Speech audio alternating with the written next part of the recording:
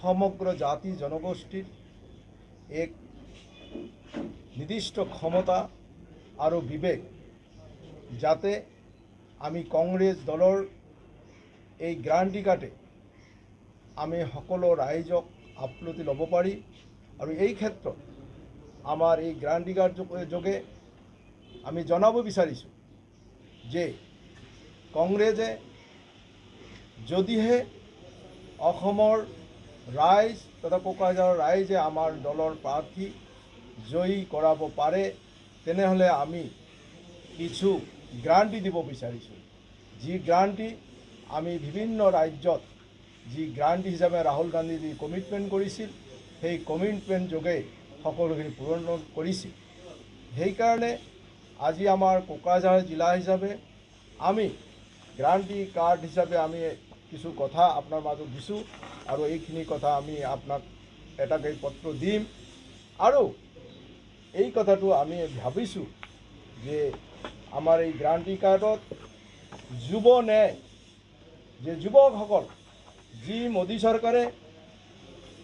2 লাখ চাকৰি দিয়াৰ প্ৰতিশ্ৰুতি দিছিলে সেইটো ফটকাৰ ফেন হিচাপে আজি প্ৰমাণ হ'ল নাৰী যি নাৰী আজি সমগ্ৰ কথা মণিপুৰ ৰাজ্যৰ ক্ষেত্ৰত যদি আপোনালোকে যি কথাটো কৈছিল নাৰীৰ কথাটো মোদী চৰকাৰে বাৰে বাৰে কৈছিল কিন্তু সেই নাৰী মণিপুৰত বিভৎস অৱস্থাত এই কথাটো আপোনালোক ইলেক্ট্ৰনিক মিডিয়া প্ৰেছ মিডিয়া যোগেৰে ভাৰতবৰ্ষৰ বিশ্বৰ মানুহক ভাৰতবৰ্ষ হিচাপে আমি অপমানিত হৈছোঁ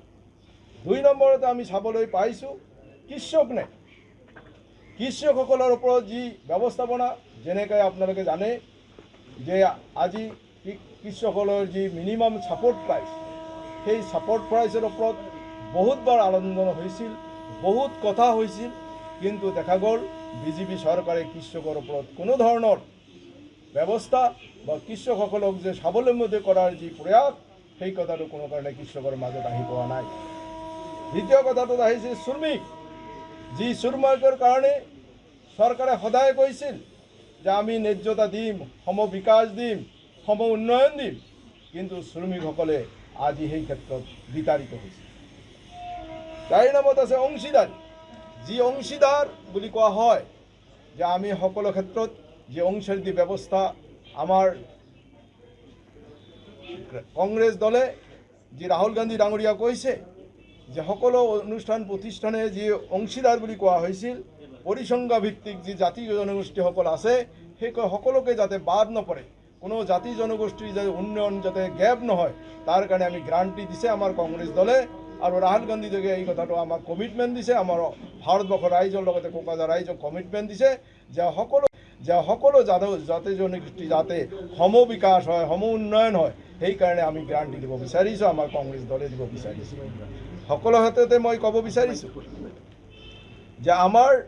প্ৰথম বছৰত আমাৰ চৰকাৰে 1 লাখ টকাৰ প্ৰতিখন শিক্ষক যুৱতী যুৱতীলৈ প্ৰথম নিযুক্তি গ্যাৰাণ্টি দিব আৰু এইটোই আমাৰ যুৱকৰ প্ৰতি ন্যায় যি প্ৰতিটো বছৰে 1 লাখ টকাৰ প্ৰতিটো দৰিদ্ৰ পৰিয়ালৰ এগৰাকী মহিলাৰ বাবে গ্যাৰাণ্টি হিচাপে আমাৰ কংগ্ৰেছ দলে ন্যায় দিব ঋণ মাফ দিব স্বামীনাথন আয়োগৰ পৰামৰ্শলৈ কাৰ্যকৰী কৰাৰ যি গ্যাৰাণ্টি মই এই স্বামীনাথন যি কথাটো আজি অসমৰ কৃষক ৰাইজৰ ওপৰত এটা তেওঁ বিবৃতি দিছিল অসমৰ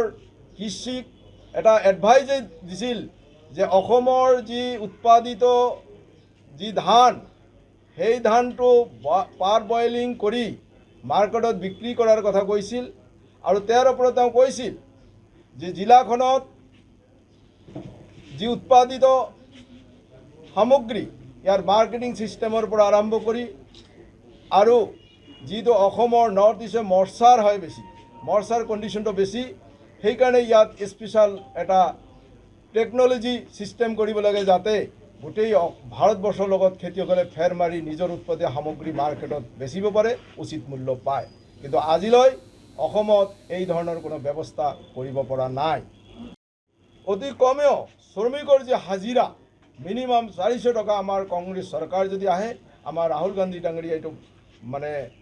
কমিটমেণ্ট কৰিছে 400 টকা হাজিৰা আমাৰ কংগ্ৰেস সৰকাৰ হলে আমি দিম, এই কথা আমাৰ নেতা মৰ্জিদুল খানেৰ নেতৃত্বত কংগ্ৰেস দলে এইটো কমিটমেণ্ট কৰিছে। এই কথাটো মই অংশীদারি যে কথা হয়েছে, সামাজিক আর্থিক যে ব্যবস্থার কথা হয়েছে, প্রতিজন ব্যক্তি প্রতিটা জাতি জনগোষ্ঠীর লোক পিয়লৰ গ্ৰান্টি, যে এই লোক পিয়ল গ্ৰান্টি যেটো হ'ব, ক'ত কিমান আমাৰ লোক পিয়ল জনগোষ্ঠী আছে, ইয়াৰ এটা লোক পিয়ল চেঞ্চাছ হ'ব লাগিব, যাতে এই গ্ৰান্টিটো আমি দিছোঁ, যাতে উন্নয়নৰ ক্ষেত্ৰত যাতে কোনো ধৰণৰ পৰিসংখ্যাত ভুল নকৰি যাতে একপক্ষীয় উন্নয়ন নহয়, সম উন্নয়ন হয়, তাৰ কাৰণে আমাৰ এই আজিৰ এই প্ৰেছ বিবৃতি আমি দিব ওলাইছোঁ। আৰু আজিৰ এই মেইন এই ইস্যুটো আজি প্ৰথম আমি কৈছোঁ। এইটোৱেই মই আমাৰ প্ৰেছ মিডিয়া, ইলেক্ট্ৰনিক মিডিয়া বন্ধুবৰসকল, আপোনালোকে আজি আমাৰ এইখিনিত আহ্বানত আমি ভাবিছোঁ যে আমাৰ কংগ্ৰেছ দলৰ যি আদৰ্শ আৰু নীতি সকলোকে সমাৱপন্ন যি ভাৱপন্ন এই নিৰ্বাচন সমাগত আমি ৰাইজৰ মাজত গৈ আছোঁ। আমাৰ প্ৰাৰ্থী গৰ্জন মুছাহাৰী ডাঙৰীয়া ৰাইজৰ মাজলৈ গৈছে, আমি নেতাকৰ্মীসকলে গৈছোঁ, এই বাৰ্তা দিবলৈ গৈছোঁ, আমি কংগ্ৰেছ দল এটা ডাঙৰ গছ, যি গছত যিকোনো জাতি ধৰ্মৰ মানুহ সকলোৱে ছাঁ ল'ব পাৰে, ইয়াৰ নামে হৈছে কংগ্ৰেছৰ আদৰ্শ। আৰু এই আদৰ্শ আমি আগত ৰাখি সকলোকে আমি শান্তি বিলাব বিচাৰিছোঁ। শান্তিয়ে উন্নতিয়ে আমাৰ সকলোৰে ব্যক্তিগত লাভালাভ হ'ব। সেইদিনাখন যেইদিনাখন আমি কংগ্ৰেছ চৰকাৰ ভাৰতৰ বুকুত অহিংসাৰ নীতি বিলাই গোটেই ভাৰতবাসীক একত্ৰিত কৰি ৰাহুল গান্ধীৰ যি জোড়যাত্ৰাত যি আমি অংশগ্ৰহণ কৰি যি অভিজ্ঞতা আৰু সহযোগ পালোঁ, সেই কথা বাৰ্তা আমি যাতে কোকৰাঝাৰ ৰাইজক দি পেলাই একলগ হৈ একেলগে আমি ইলেকশ্যন নিৰ্বাচন বৈতৰণি পাৰ কৰিব পাৰি। এইখিনি কৈ মোৰ বক্তব্য আৰু স্পষ্টীকৰণ মই এইখিনি শেষ কৰিছোঁ। ধন্যবাদ। মোৰ লগত আছে অকণমান আমাৰ জিলা ইনচাৰ্জ ভৱানত ডাঙৰীয়া, অকণমান এই ক্ষেত্ৰত অলপ আগবাঢ়িবলৈ গৈছে।